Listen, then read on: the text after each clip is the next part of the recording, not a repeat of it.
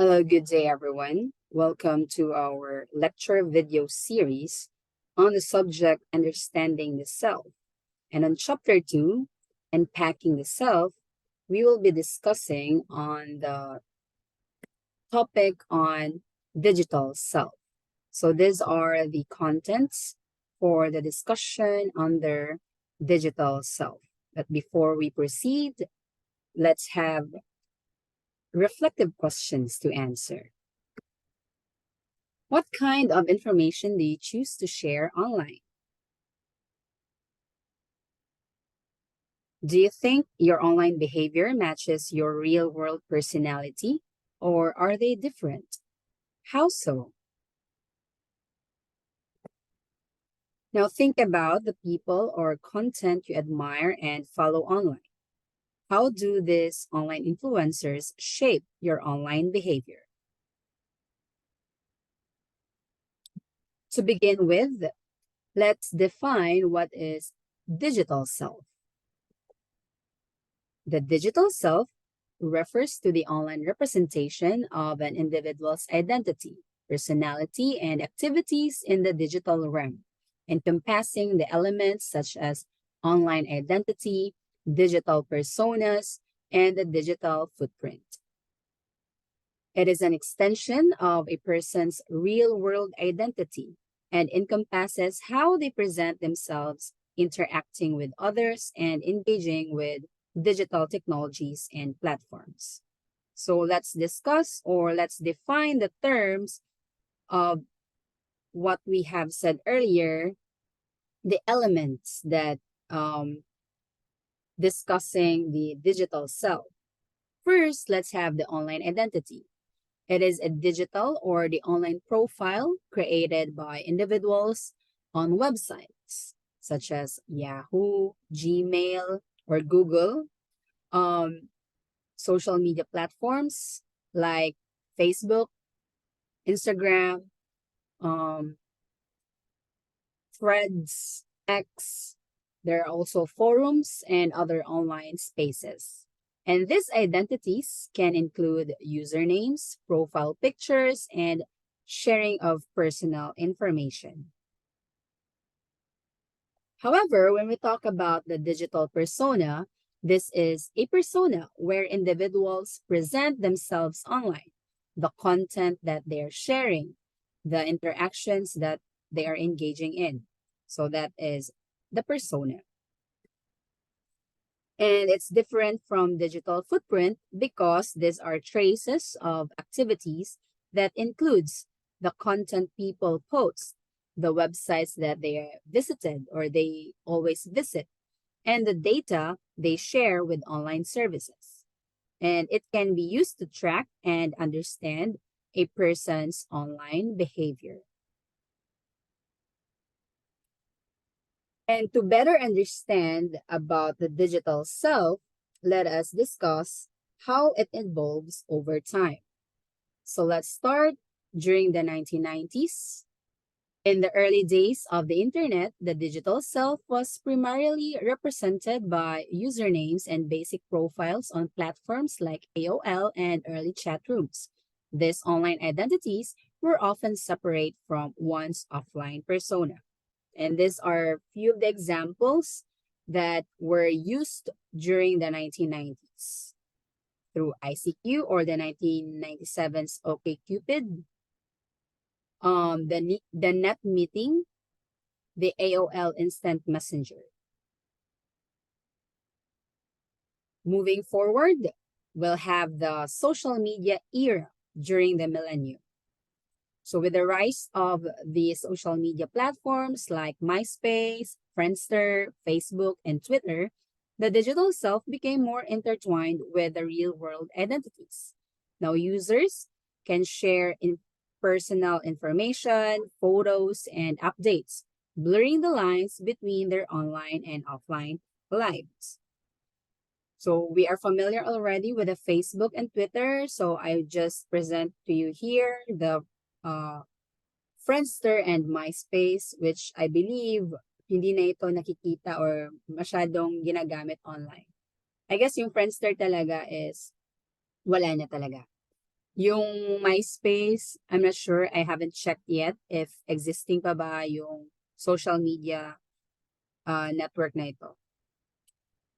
And then another is during the selfie and visual culture during the 2010s and the prevalence of the smartphones and the popularity of platforms like Instagram. I'm sure you are very familiar with that. This led to the visual expression of the digital self through using selfies and curated images.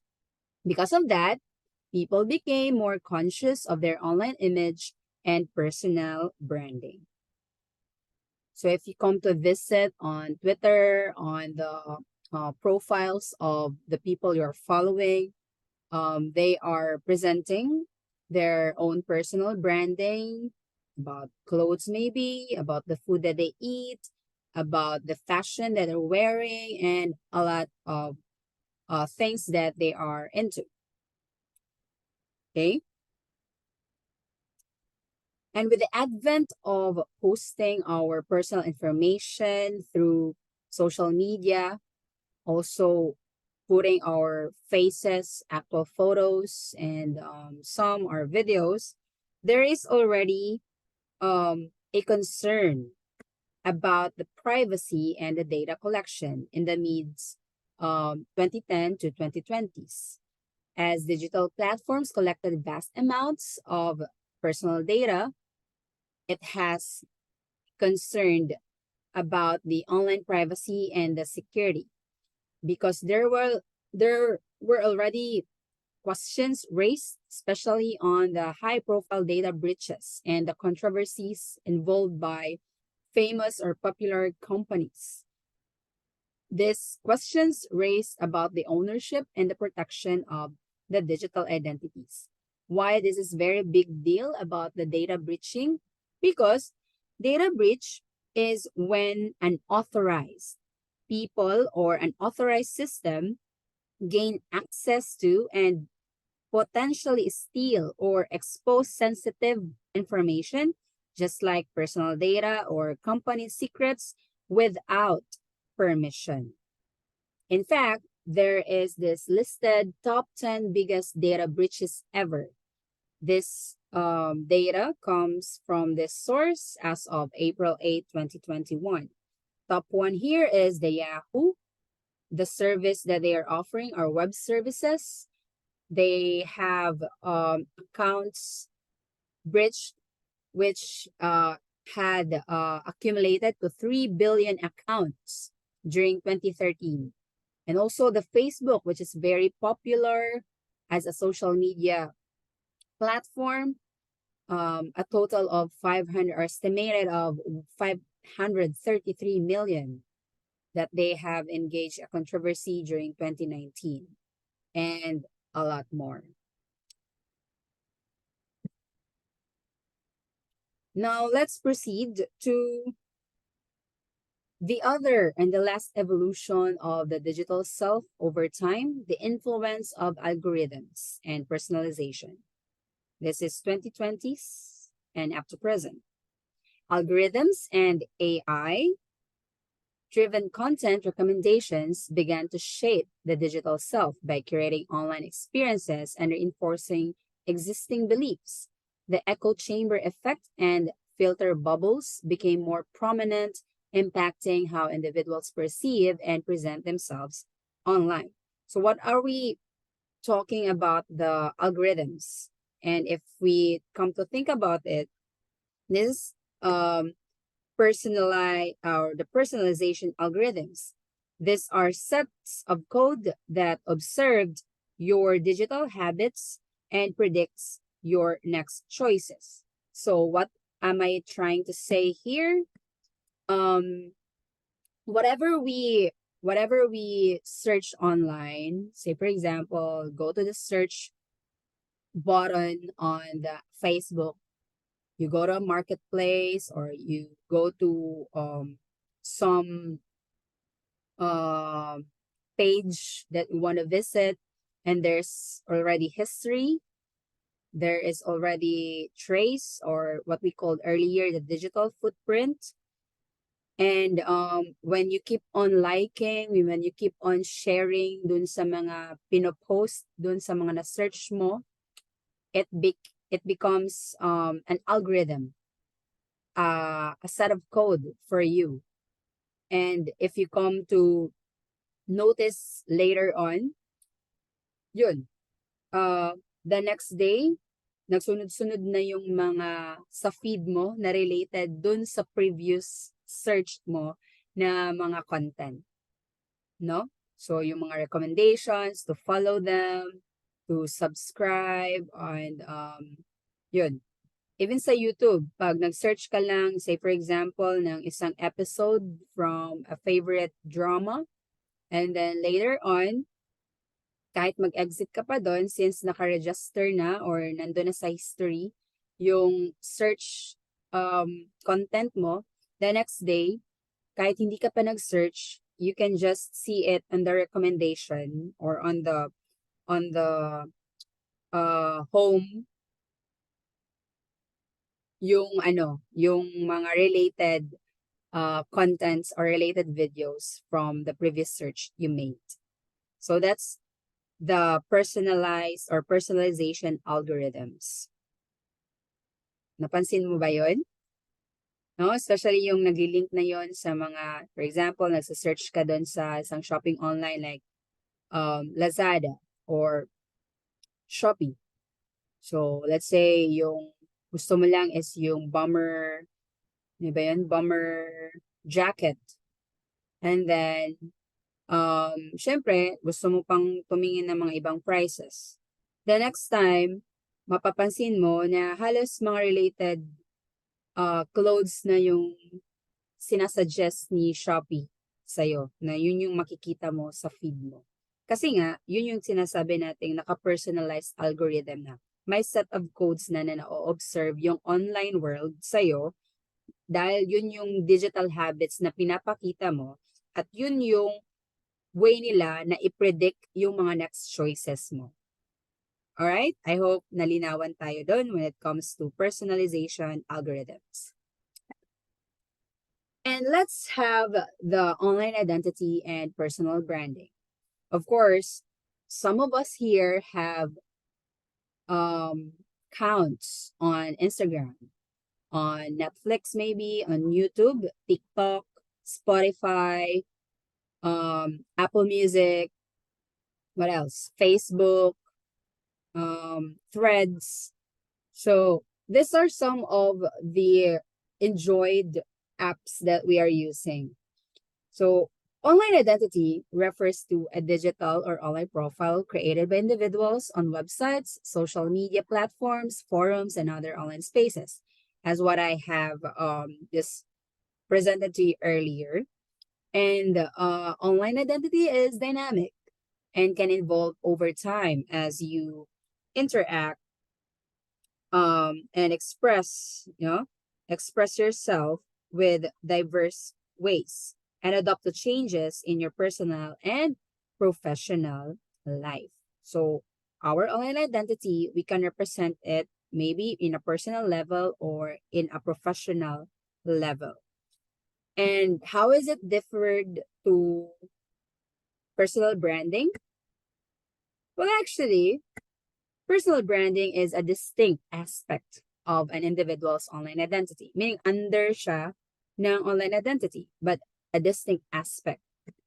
It focuses on the intentional creation and management of a unique and consistent public image, the way we want the public to see us, typically for professional or personal branding purposes.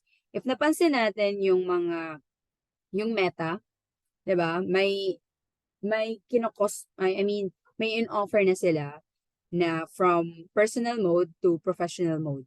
Pwede natin i-switch yung account natin. So, if professional mode, syempre, dapat meron tayong mga content. Like, maybe in business purposes, maybe career purposes, di ba? Maybe gusto natin yung sa educational purposes. So, yun. Yun yung tinatawag natin na personal branding.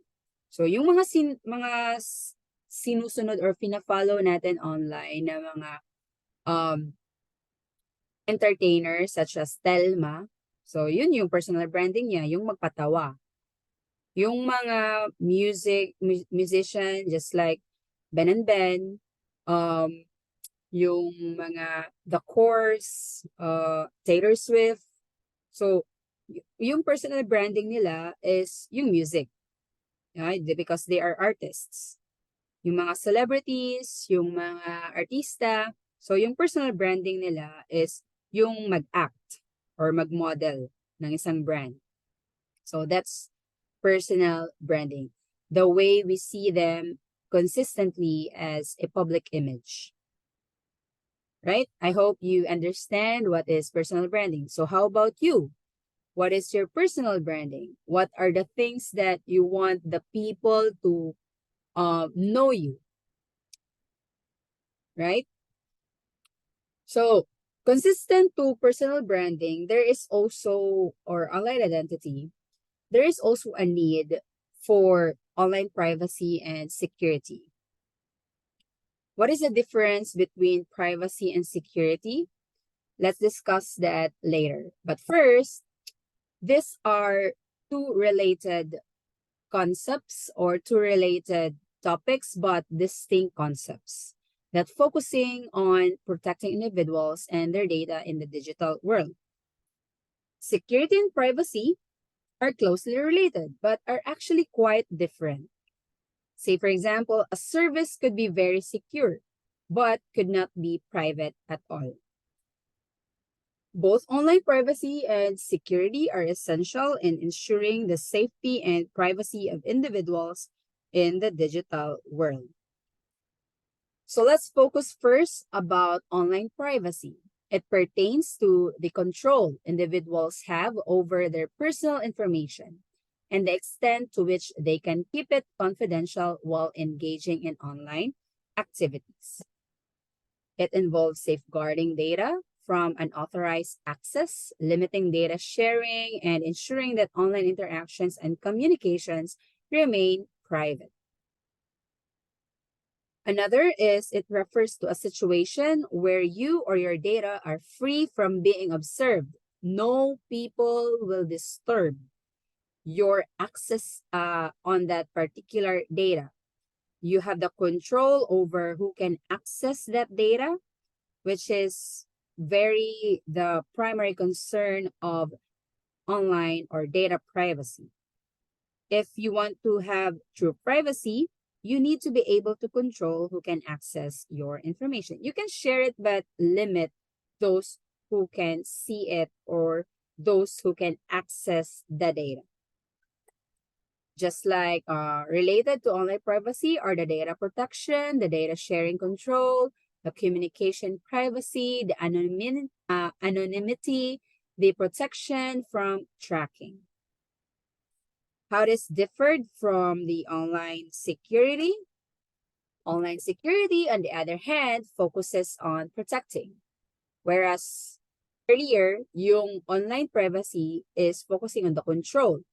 But in here, it's on the protecting digital assets, information, and online activities from a wide range of threats, including the cyber attacks, malware, viruses, and unauthorized access.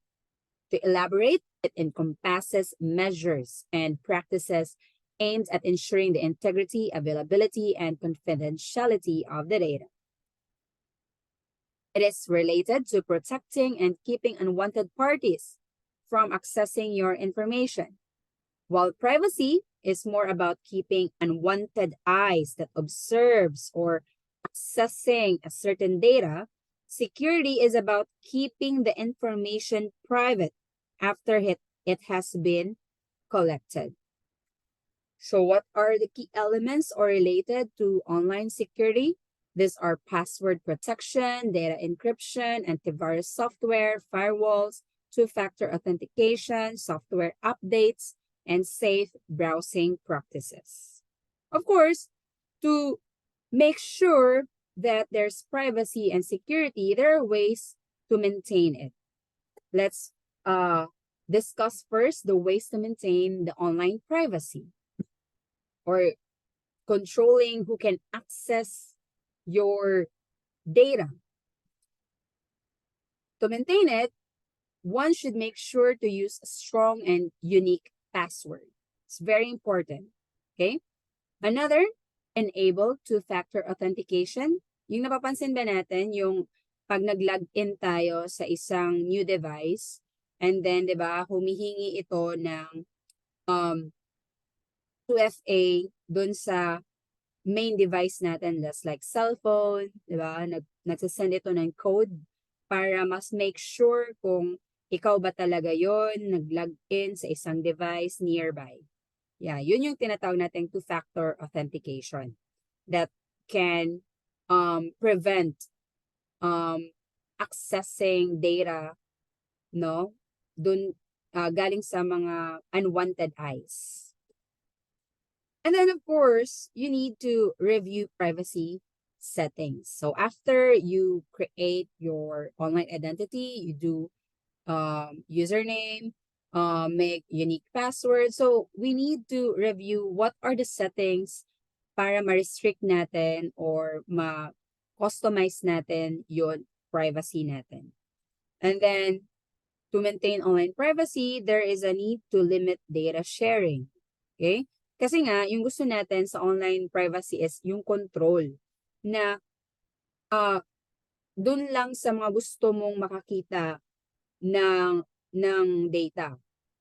Okay? So, dapat may limit when it comes to data sharing. For example, dun sa mga drives natin sa Google Drive. So, we just want them to view, not or just give them links, send them the link para dun lang sa mga gusto mong makakita doon sa folder na gusto mong i-share. Another is using the encrypted communication para doon sa mga messaging apps, no? Kailangan yung mga private conversation na hindi yun mag-leak. And then yung phishing. Kailangan maging maingat tayo sa mga phishing. Bawal tayong mag-click basta-basta ng mga sent na mga links from the messenger, yung mga suspicious na mga links online. So, hindi tayo dapat basta-basta nag-o-open. Or else, pag na-open natin yan, it can create, tawag nun, may napapansin ka na lang, may nakokollect na data, or ikaw mismo nag-post ka na rin ng mga hindi mo dapat i-post, yung mga ganun. So, that's because hindi tayo aware na phishing na pala yung ginagawa. Okay? So, please take note of this. You need for us to maintain our online privacy. Kahit dun sa mga simple accounts natin like Facebook. Importante na yun kasi yung Facebook, lalo na ngayon, parang nandun na yung mga data natin, no? Like for example, kahit nga yung messenger natin, nandun na, nilalagay na natin yung mga personal na mga presentations natin, yung mga schoolworks natin, yung mga workloads natin. So, very important talaga na maalagaan natin or maingatan natin yung mga personal accounts natin. And then, of course, if meron tayong ways to maintain the online privacy, we have also ways to maintain our online security. So, para maging secure, para iwas mga viruses, so you need to install antivirus or mga anti-malware software. Okay? Another is we should keep our software and OS updated. That is why pag may internet, kailangan may update from time to time yung cellphone mo or device mo, laptop mo, para we can make sure na kaya niyang protektahan in terms kung meron ng yung mga viruses or mga suspicious threats na paparating dun sa device natin. And then we can use a firewall. That's another way of protecting our devices. There's also a need to secure your Wi-Fi network. That's why naglalagay tayo ng mga passwords sa Wi-Fi natin para hindi lahat maka-access sa connection natin. And then we need also to practice safe browsing. Kaya kung may nakikita tayong mga nag-i-insert or nag-a-appear na mga links, basta-basta, wag natin basta-basta i-click yan. Okay? Wag natin basta-basta i-click yan kasi pwedeng mag-lead yan ng viruses. Pwedeng mag-lead yan ng hacking of our information. So, hindi lang natin basta-basta i-entertain or i-click. So, yun. Mag-ingat. And syempre, importante talaga na above all things, i-secure natin yung mga mobile devices natin. Kasi pag nanakaw yan, pag nawala natin yung cellphone natin, yung laptop natin, so meron namang mga magagaling mag-open or mag-operate kahit hindi nila alam yung password, so may gagawin lang sila doon. So na-open na nila yung password mo, yung phone mo. So, yung mga data na nalagay mo sa iCloud mo, sa Google Drive mo, yun. Hindi mo alam, nakuha na. No? Especially if you're a person of interest para kunin yung mga information na yun. Another is, for us to secure our online accounts or online engagements, we need to avoid public Wi-Fi for sensitive tasks. I know, especially, parang na-excite tayo pag may Wi-Fi ba? May public Wi-Fi ba? Yung mga ganun.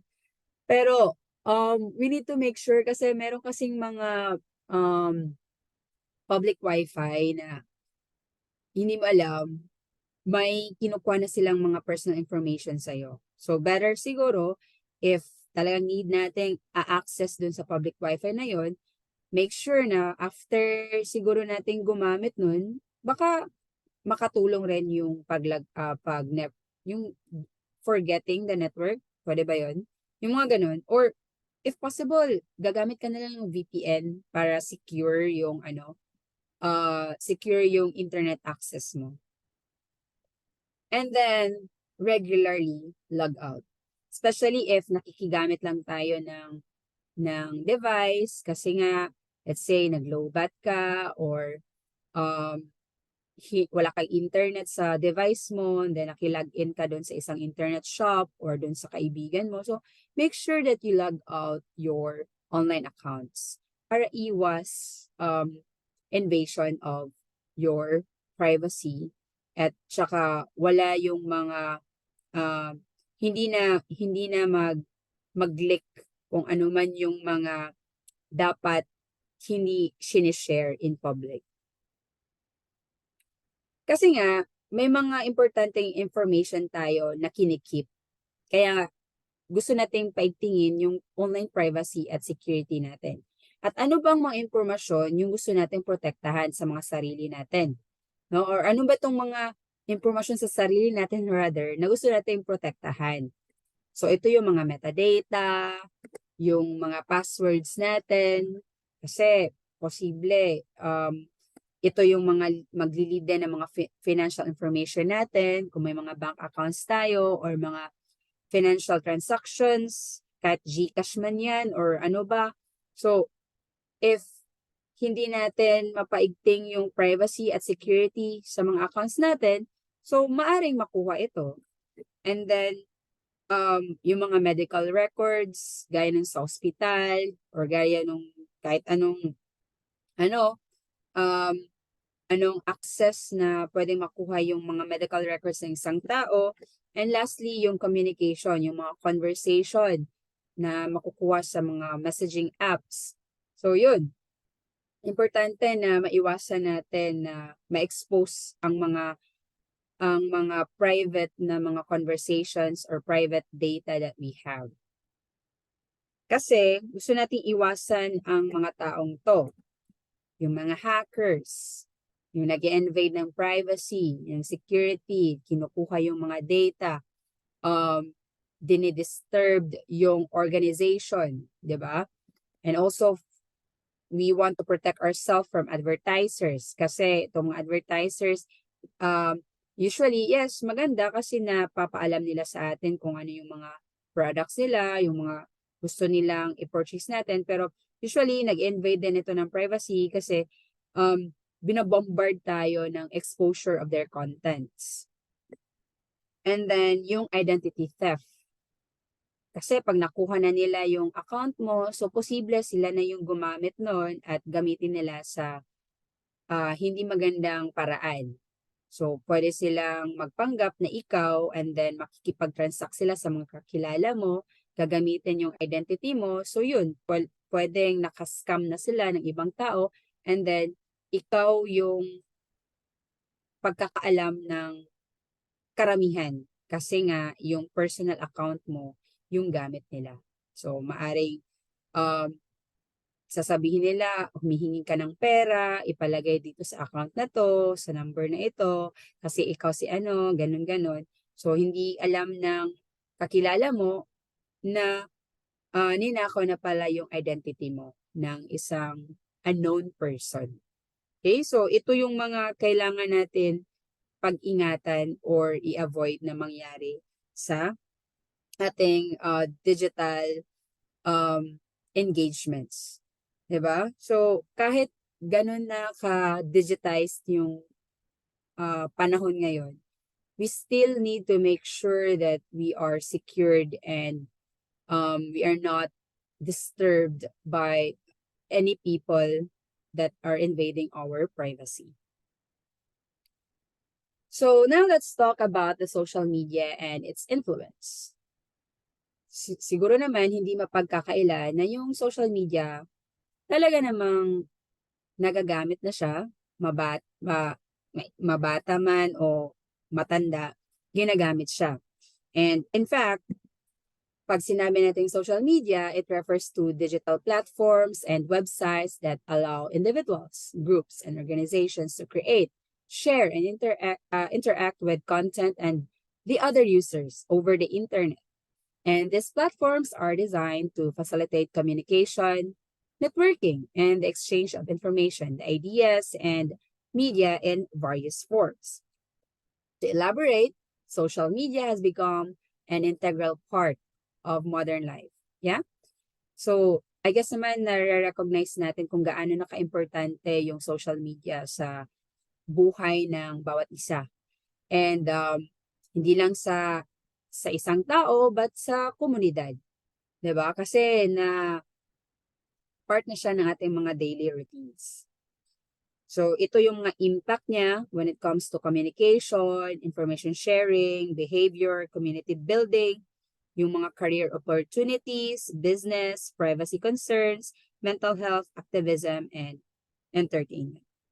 So, in fact, the following slides, I'm gonna show you some figures kung saan yung social media pinapakita kung ano yung impact niya sa buhay ng mga Pilipino. So from the data from this source, you can just visit here if you want to make sure that this information is legit. So this is a data about number of mobile phone users in the Philippines from 2020 and also projecting up to 2028. So noong 2020, talagang nag-increase yung number of mobile phone users, especially nung nag-pandemic. So, bumili yung mga Pilipino kasi nga gamit na gamit sa mga online classes, mga work from home setups.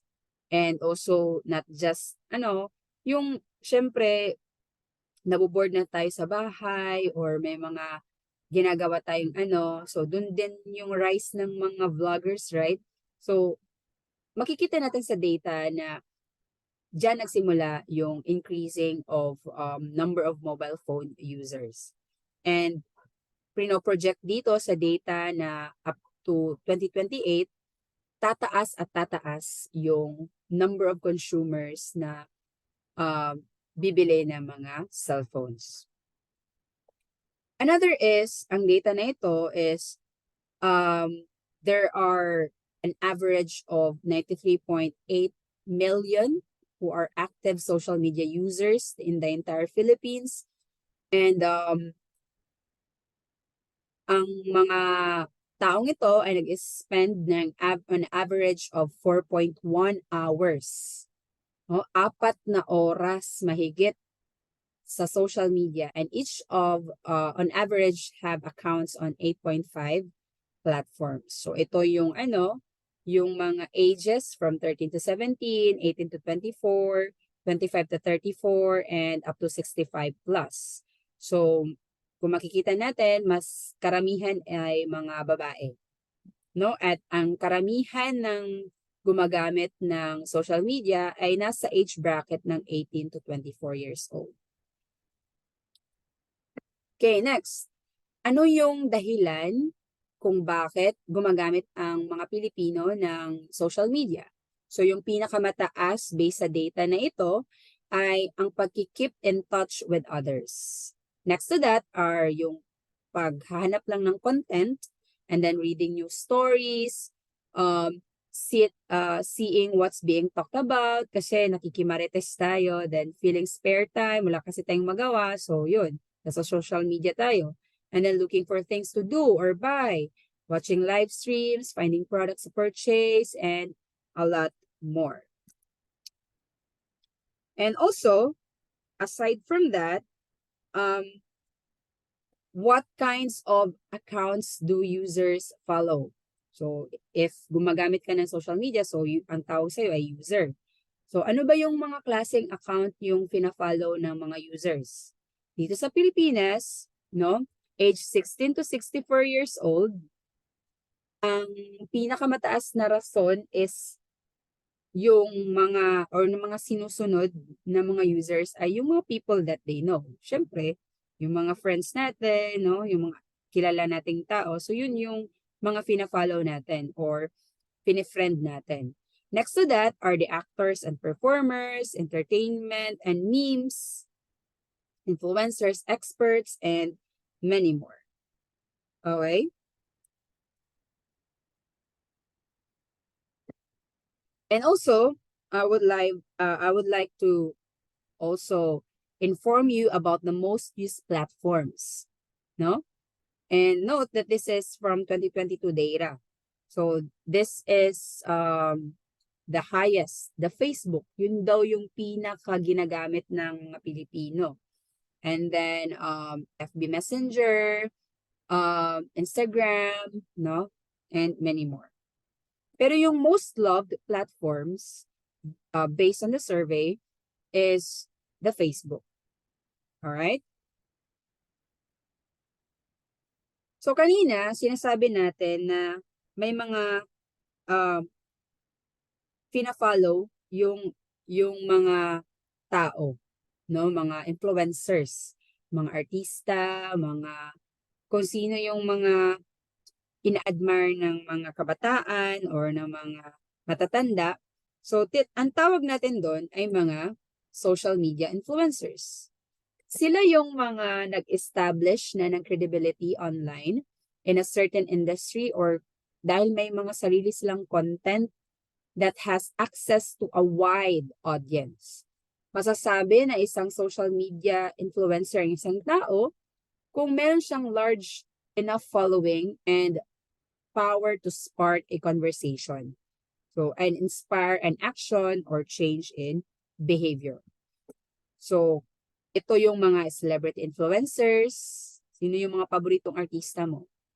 No? Musicians, artists. So, sila yun. Sila yung mga social media influencers. Then, yung consumer influencers. Sino yung mga clothing brands na mga tao na sinusunod mo? Yung mga food or mga diet coach, no? Sila yung mga consumer influencers o yung mga tipid hacks. Sila yung mga tinatawag natin consumer influencers. Then there are also micro-influencers. So hindi pa sila ganun ka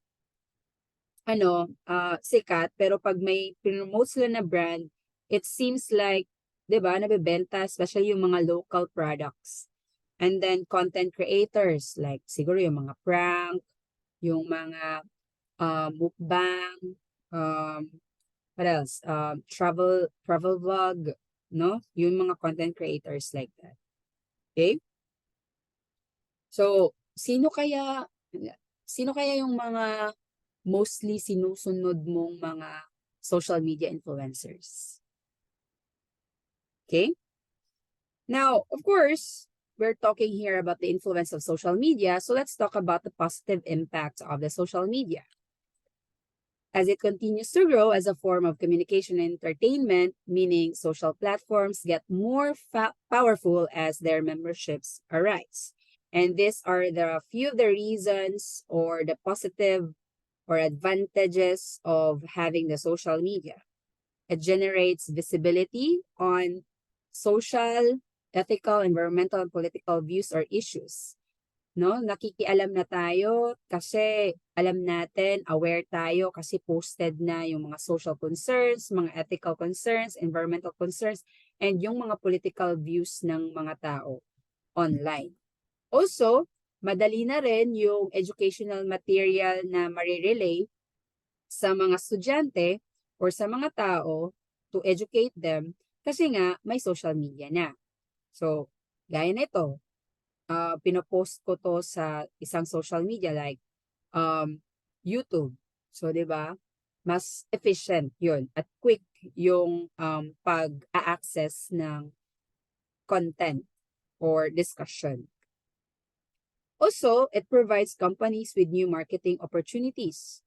So, dahil sa social media, syempre, nakikitrend din yung mga companies, mini-make sure nila na catchy yung mga promotional videos nila or promotional strategies nila when it comes to their branding.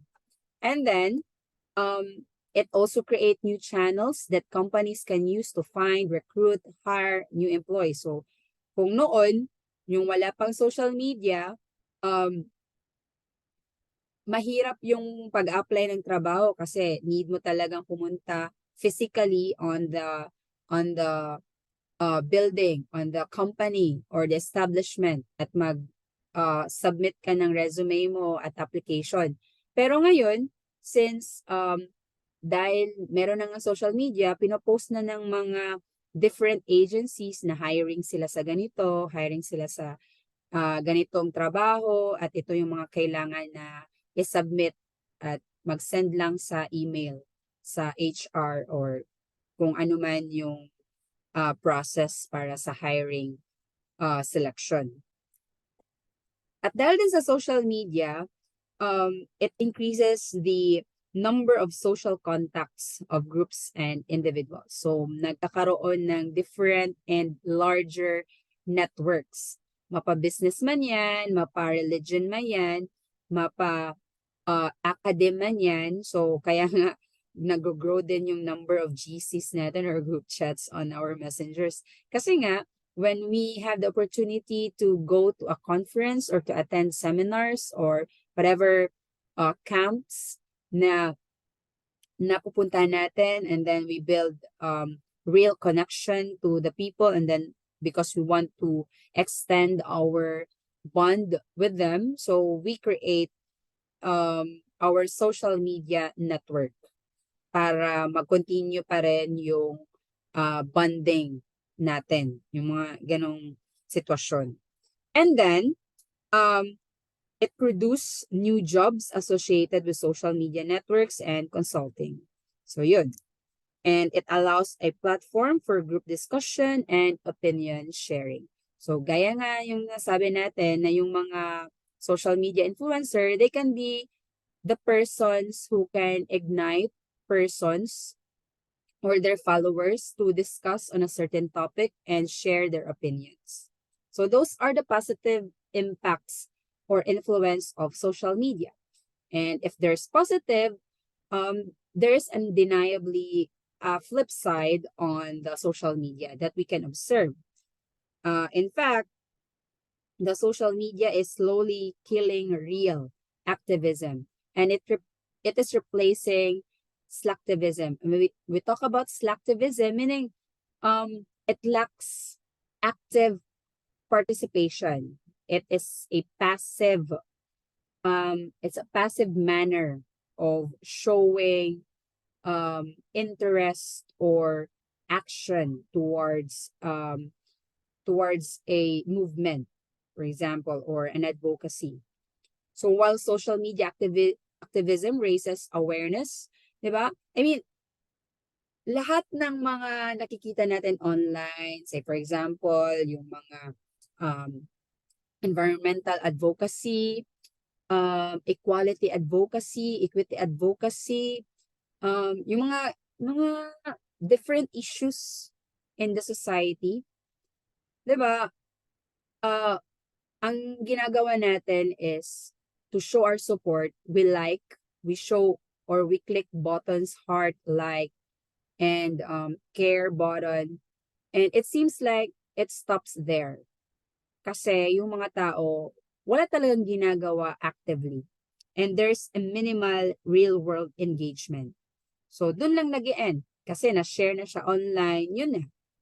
Pero sa totoong buhay, hindi talaga nagdo-donate, hindi talaga nagpa-participate, hindi talaga nagtitree planting, hindi talaga pumupunta ng mga clean up drive, hindi talaga tumutulong sa mga taong walang-wala, no, sa buhay.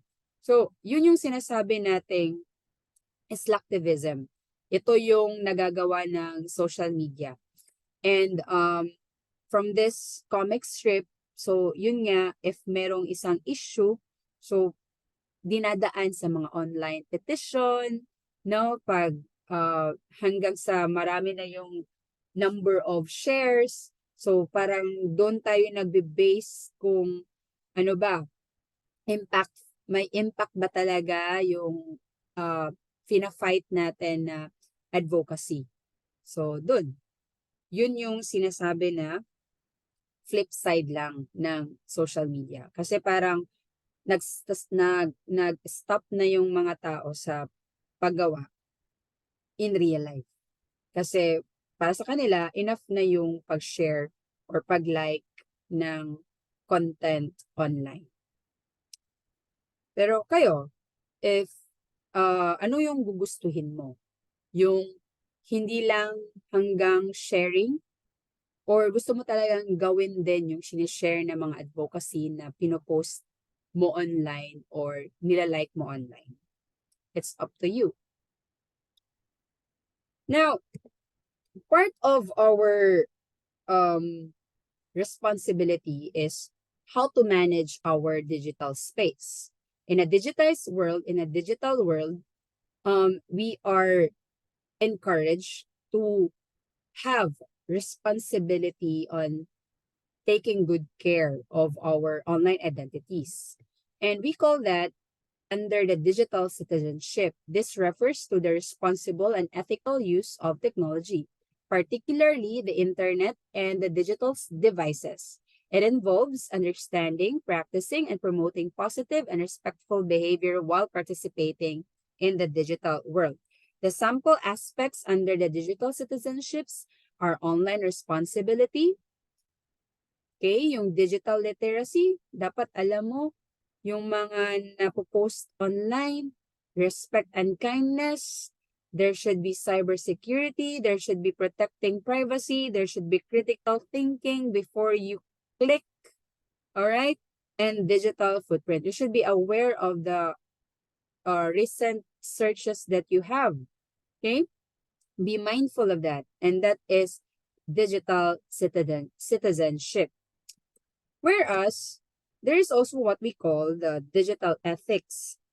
So, if the digital citizenship refers to being responsible on the use of technology, the digital ethics is about how you maintain your moral principles and values in online activities. As you engage online, as you scroll, as you like, share.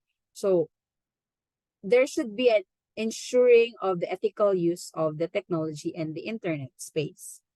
So, and these are the sample aspects under the digital ethics that we need to observe.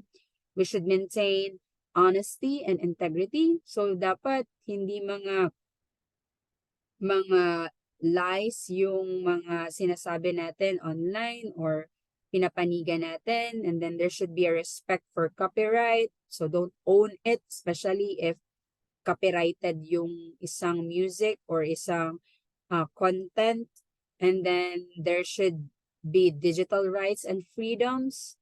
We also have avoid plagiarism. You need to credit the owner of that phrases, of that article, of that quotations, environmental impact, data ethics, anti-cyberbullying, and anti-harassment. So don't be a promoter of cyberbullying. Instead, you should be the one who advocates na dapat hindi ginagawa yung mga cyberbullying at yung paghaharas sa kapwa-tao online. Dahil dyan, yung mga tao na in connection to this cyberbullying at harassment, may mga tao talaga na uh, sila yung top victims ng mga ganitong sitwasyon. Gaya ng youth, yung women, yung mga LGBTQ plus individuals, yung mga racial and ethnic na mga minorities. Okay? Yung mga public figures, bombarded yan ng cyberbullying and harassment.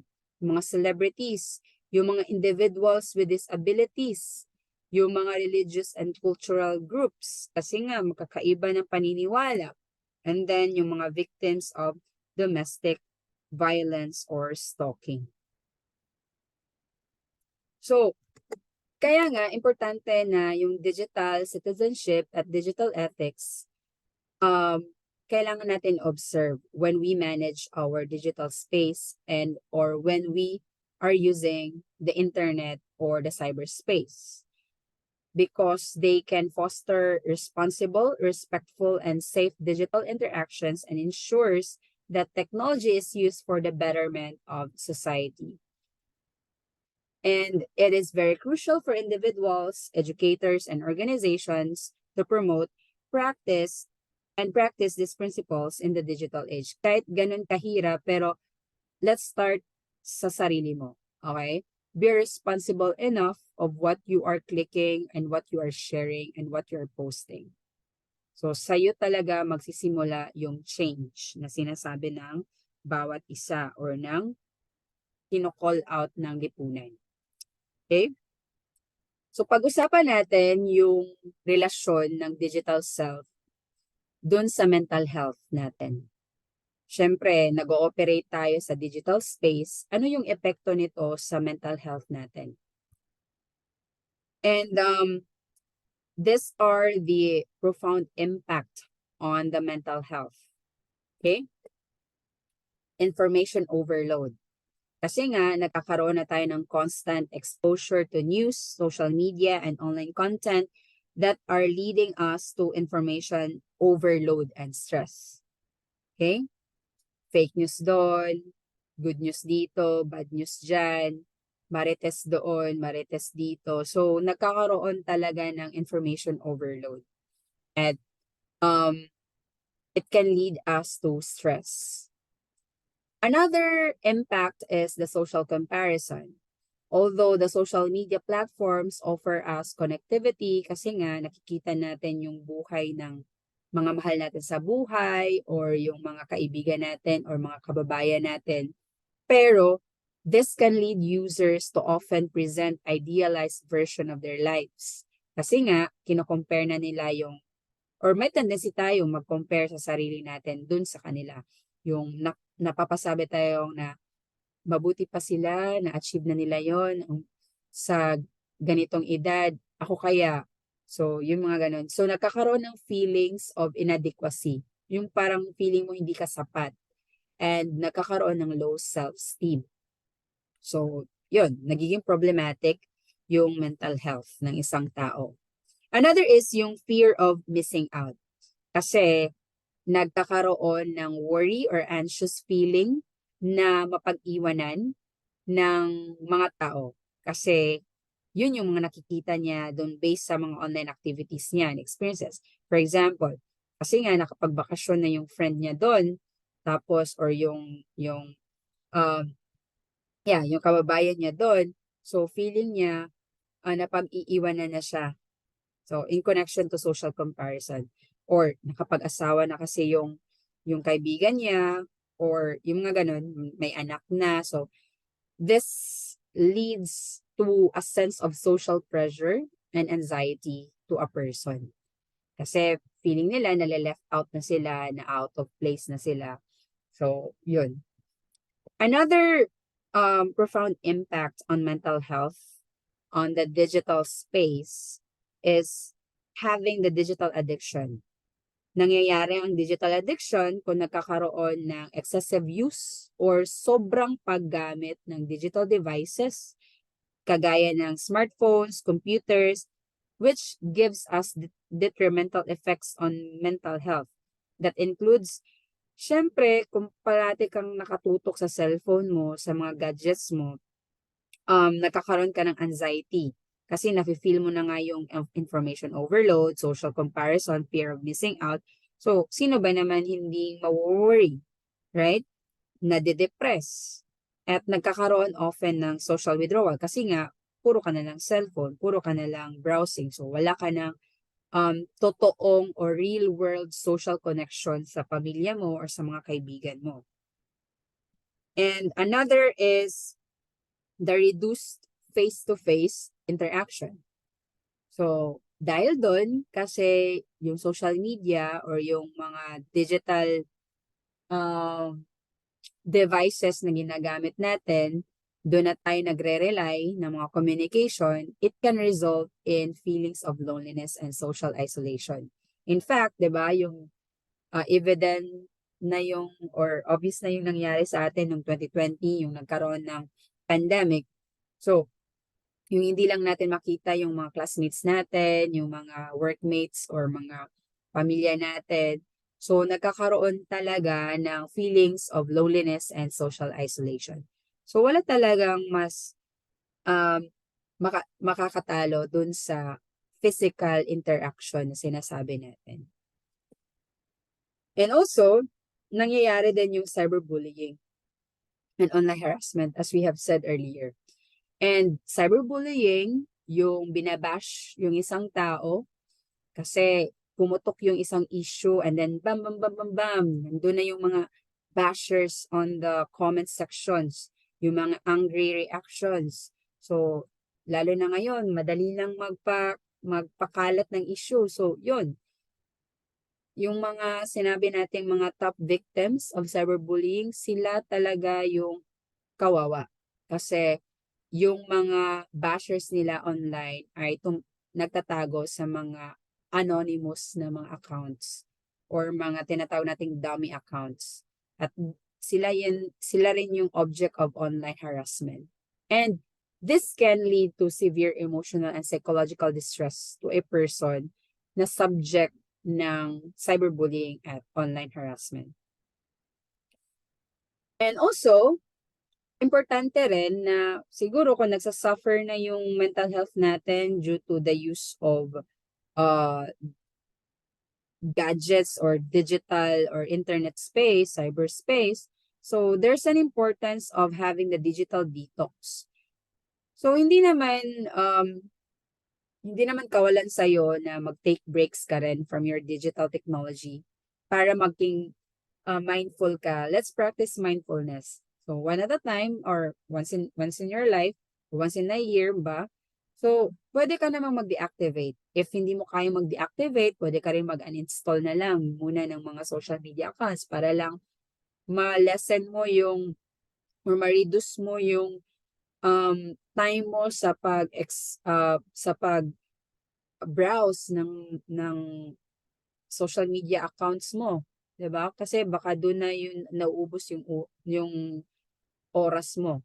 So, pwede ka rin talagang mag-digital detox. Okay? And ito yung mahalaga din na sinasabi kong may positive effect din yung cyberspace kasi doon natin nakikita yung mga or nasisik natin yung mga online support and mental health resources. Through the use of the cyberspace, we can access information and counseling services which are beneficial for individuals dealing with mental health challenges.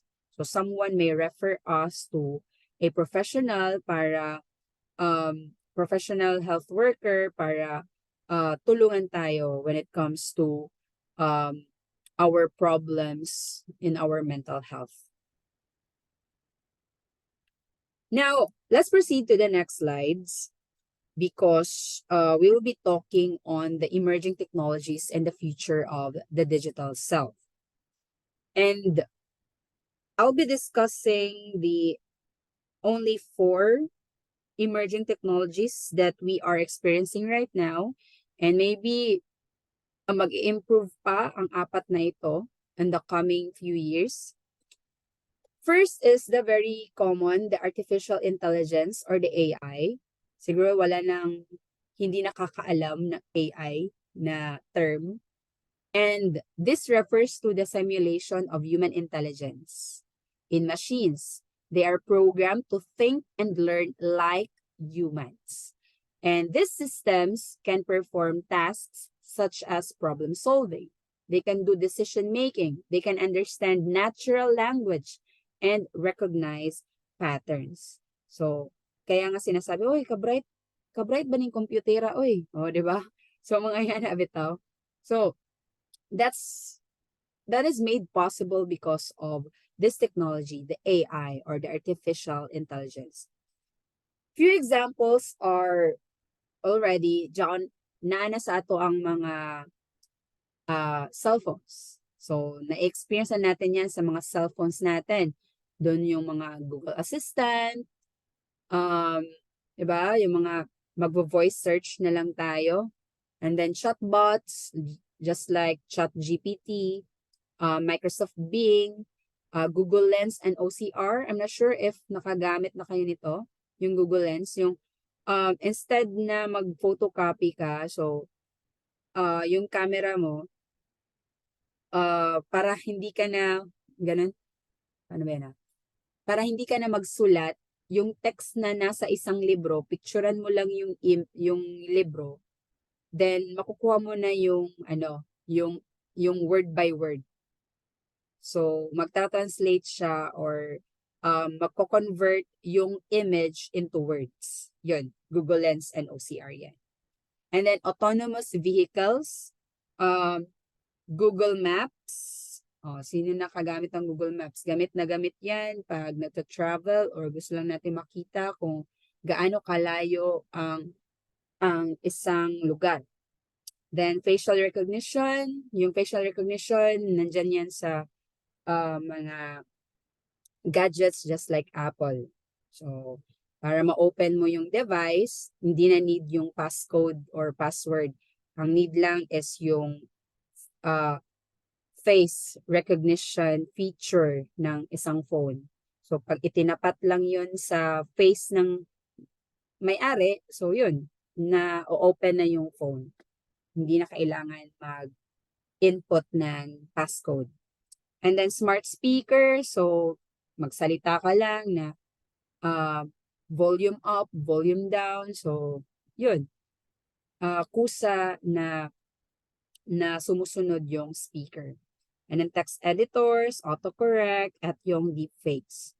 Yung deepfakes ay isang AI technology wherein yung face mo, kahit hindi ka marunong sumayaw, for example, may isang video na sumasayaw, then yung deepfake is yung mukha mo ilalagay dun sa sumasayaw na tao. So it seems like ikaw yung sumasayaw.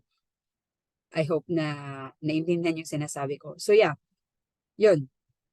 Nilalagay yung katauhan mo sa ibang katauhan.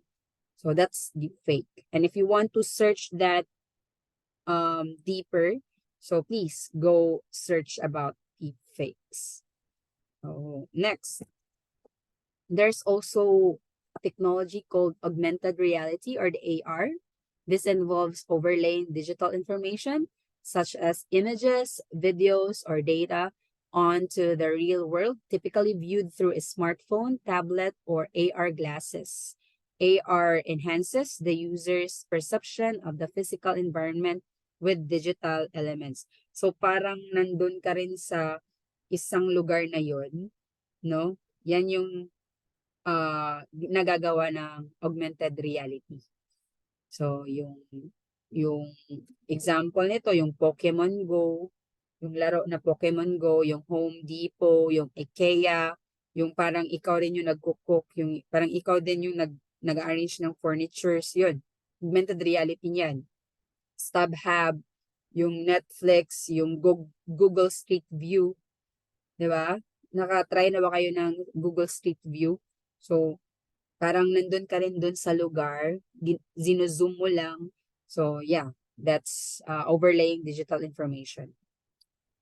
Aside from the AI and the AR, there's also VR or the virtual reality. This is a technology that creates a computer-generated, immersive, and interactive environment or simulation. So, compared dun sa augmented reality, ito mas level up yung virtual reality. Kasi para talagang kasama ka dun. Like, nasa simulate mo, nagagawa mo rin yung experience na yun. So this is made possible through using the VR headset. It allows the users to feel like they are in a different and often entirely in a fictional world. So examples nito, maaari siyang magamit in the medicine. Okay? So parang nagsa-surgery din yung doktor. No, walang actual dyan, pero dahil suot niya yung lenses or yung VR headset, so it seems like may nakikita siya dyan na hindi naman nakikita pag walang nakasuot or wala tayong suot na ganyang equipment. So dyan, para na rin nagsa-surgery siya live. And then dito, yung educational, pwede siya sa educational. So for example, siguro, um, sa natural space or sa universe or sa galaxy, siguro pwede ka maka-travel sa mga ganyan. And then, pwede din siya sa video games. Okay? So, that's the amazing part of the virtual reality. And lastly, for these emerging technologies and the future of the digital self is the Internet of Things or the IoT. It is a network of interconnected physical objects or the things which are embedded na meron ng mga sensors, softwares, and connectivity, allowing them to collect and exchange data. The IoT devices can include smart appliances, wearables, vehicles, and more, enhancing automation and data exchange in various applications. These are the few examples, yung smart home security. So may mga bahay na ngayon na nakalink na yung mga data, no? May mga sensors na mag-open yung window, pusa rin magko-close yung window, yung doors, yung CCTV, gagalaw, yun. Yung TV, mag-on ng ganitong oras, yung aircon, mag-on. So, yeah. Then yung smart home, yung mga cooking and heating equipments. So, i-operate lang siya. Then, smart driving, yung mga self-driving vehicles. So, hindi na need talagang mag-actual driving. Sumakay ka lang doon, sabihin mo lang yung destination mo. So, dadalhin ka na ng vehicle. Kasi nga, naka-install na doon yung data. May sensor na siya. And then, smartwatches, wherein yung mga like Apple Watches, yeah. So, doon, pag nag-exercise ang tao, so, pwede nang magamit siya daily routine. So, malalaman niya kung ano yung mga vitals niya or ano yung ilang kilometro siya nag-walk. Okay, so ano yung improvement or progress niya when it comes to his or her exercising routine. Okay, so yun yung mga nagagawa ng Internet of Things or the IoT. So, di ba? Imaginein mo, ito pa yun ngayon. How much more yung sa mga susunod na generation? Ano pa kaya ang pwedeng mangyari sa digital self natin? Okay, mag-improve lahat ng mga technologies na nasabi natin earlier, yung 4. So, baka sa susunod meron pang mag-emerge na bago. Now, we come to our conclusion. The concept of the digital self underscores the transformative impact of the digital age on our identities. It also have the impact on how we behave and how we interact to other people. It reflects the dynamic relationship between individuals and the online world, where we craft, curate, and present ourselves. Ano ba talaga yung pinapakita natin online?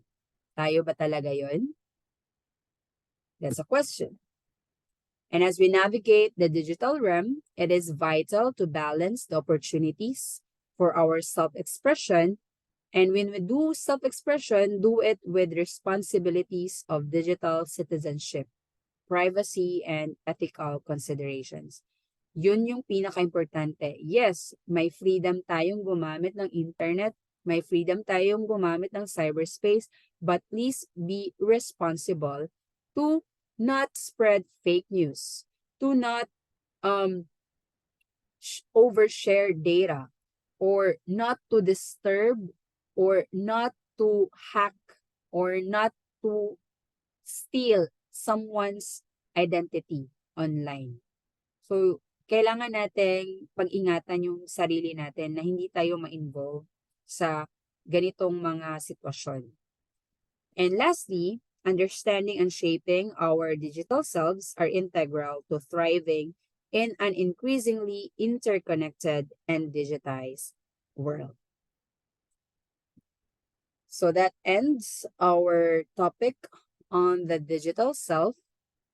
See you on the next video. Thank you for watching.